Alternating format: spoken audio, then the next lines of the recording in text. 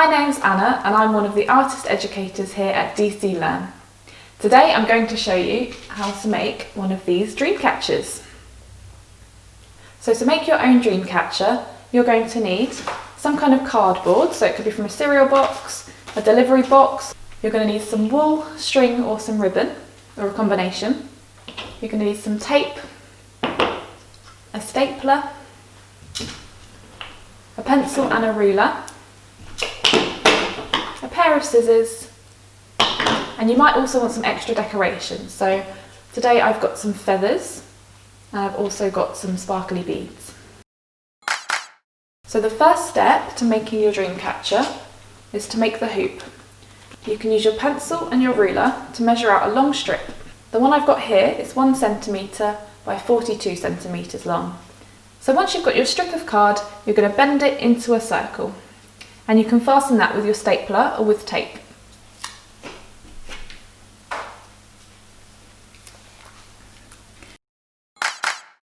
So the first thing I'm going to do is make the loop that we're going to hang our Dreamcatcher from. So I'm going to start with this pink, and I'm going to take about 30 centimetres and fold that in half.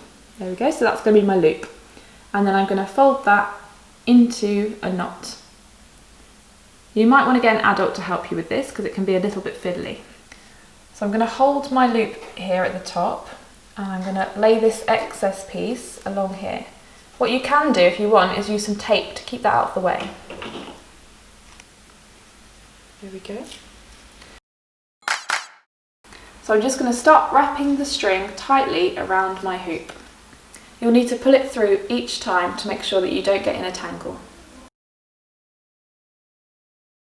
So when you get to a point where you think you've got enough pink, you can cut the end.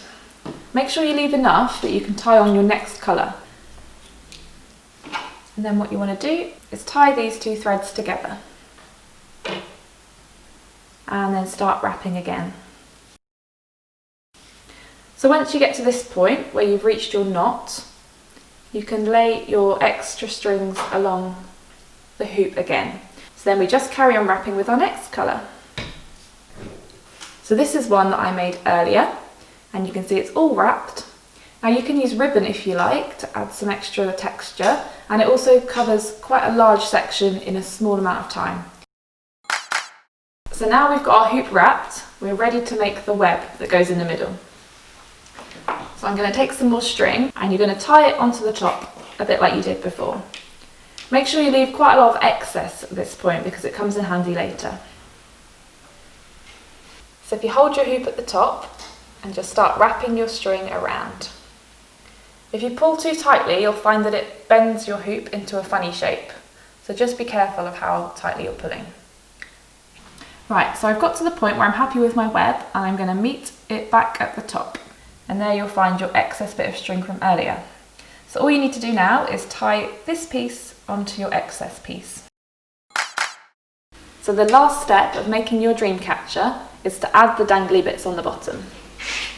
So you can see on this one, I've used beads and feathers to make these bits more interesting. So take your length of string, tie your first one opposite to your hoop.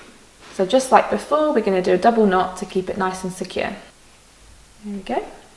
Now on the end of your string, you can add beads, feathers, or anything else you might find that looks good. Now a tip for threading your string through a bead is to use a pencil to smush it into the hole. And then you'll see it pops out the bottom and you can pull it through.